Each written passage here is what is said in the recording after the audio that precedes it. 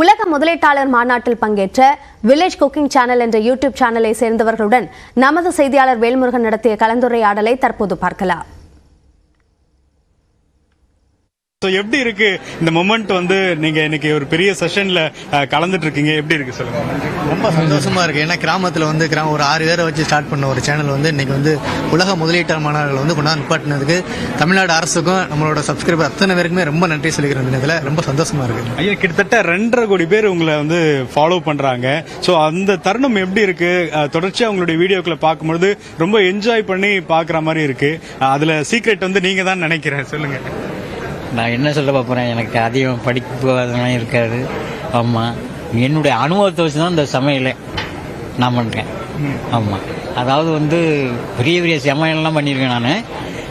அப்போலாம் எவ்வளோ பேர் சாப்பிட்டாலும் இந்த சாப்பாடு நல்லா இருக்குன்னு நல்லா இல்லைன்னு சொல்ல மாட்டாங்க.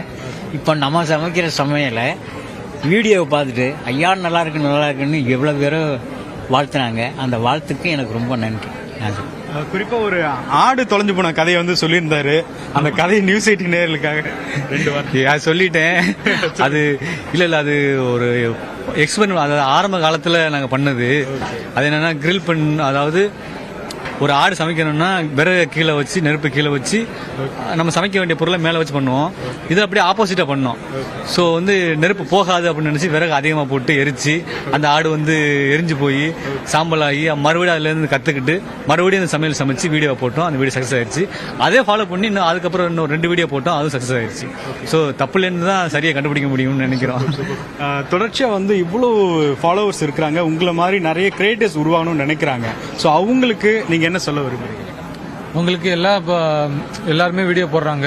வீடியோ நேர்மையாக போடணும். அதாவது நமக்கு என்ன பிடிச்சிருக்கு, நமக்கு என்ன தோணுது, அதை வீடியோ எடுத்து போடணும். அப்படி போட்டால் எல்லாரும் முன்னேறி வரலாம்னு தோணுது. இப்போ நீங்க சமைக்கிற எல்லா ஃபுட்டுமே கடைசியா போயிட்டு நிறைய அனாதை இல்லம், அதே போல நிறைய பேர்களுக்கு சர்வ் பண்ணுவீங்க. ஸோ அந்த தாட் எப்படி கிரியேட் ஆச்சுங்க? நம்ம சமைக்கிறத இன்னும் கொஞ்சம் நிறைய சமைச்சு மற்றவங்களுக்கும் கொடுத்து சாப்பிட சொல்லலாமே அப்படின்னு நினைச்சதான் நிறைய சமைச்சு மற்றவங்களுக்கு கொடுக்கறது. அதுலேருந்து இப்போ எப்போ சமைச்சாலும் அதிகமாக தான் சமைப்போம். அது குறைஞ்சபட்சம் ஒரு 100-150 பேருக்கு சமைப்போம். அதிகபட்சம் 500 பேர் வரைக்கும் சமைச்சிருக்கிறோம். சமைச்சு அவங்களுக்கு கொடுத்து சாப்பிடும்போது நமக்கு ஒரு மன திருப்தியா சந்தோஷமா இருக்கு.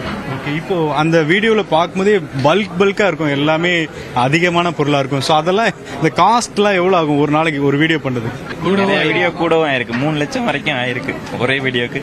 ஆரம்பத்துல நம்ம ஊர்ல கிடைச்ச மீன், நண்டு, நத்தையில பண்ணணும். அது அவ்வளவா செலவு இல்ல, அது காசே இல்ல. நம்ம வீட்டுல கிடைக்கிற மிளகா, வீட்டுல இருந்து மிளகா எடுத்து போயிருவோம்.